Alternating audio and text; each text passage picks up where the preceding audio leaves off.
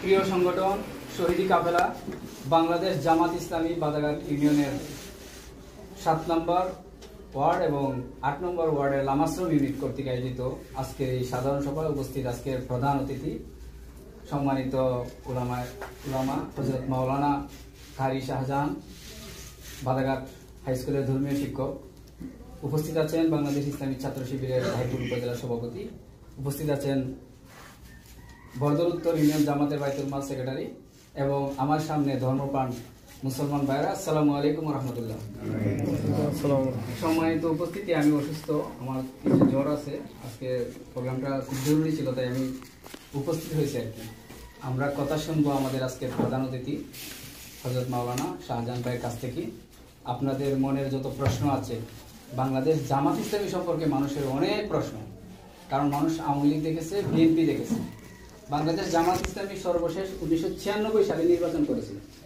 যিনি পাশ করেছিলেন ওনার 3 ভাগের 1 ভাগ জিতে 96 91 নির্বাচন করেছে। ওই সময় জামাত নাই, উপজেলায় 5 জন আর 7 জন।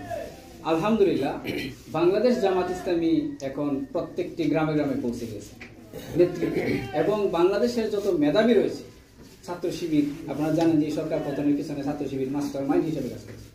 তারা সামনের বেলায় থাকে নাই, তারা পিছনে থেকে কাজ করছে। তাদের মেধা, তাদের যোগ্যতা, তাদের সাহসিকতা, তাদের শ্রম দিয়ে আল্লাহকে ভয় করছে, যার ফলে বন্দুকের সামনে তারা কি করে নাই, যেতে তারা কি হয় নাই, কুণ্ঠাবোধ করে নাই। তারা বন্দুক যদি ভয় করতো তাহলে এই সরকার পতন হইতো। তারা মাস্টার মাইন্ড হিসেবে কাজ করছে, সারা বাংলাদেশকে সংগঠিত করে এই সরকার স্বৈরাচারকে 15 বছরের স্বৈরাচারকে পতন করেছে।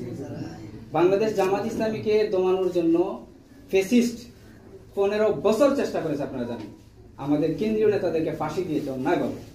আল্লামা হোসেন সাইদি সারা পৃথিবীর গৌরব, ওনাকে ফাঁসি দিয়েছে। আপনারা জানেন আমরা মুসলমান কিচ্ছু করতে পারিনি, শুধু অপরাধ একটাই, উনি চাচ্ছে কোরআনের আইন প্রতিষ্ঠা হতে। তাহলে কোরআনের আইন যদি প্রতিষ্ঠা হয় তাহলে আলেমুল আমারা সরকারে চলে যাবে, তাহলে এই হাসিনা বা খালেদা এরা কি যেতে পারবে? এদের জ্বালাটা হয়ে যায়।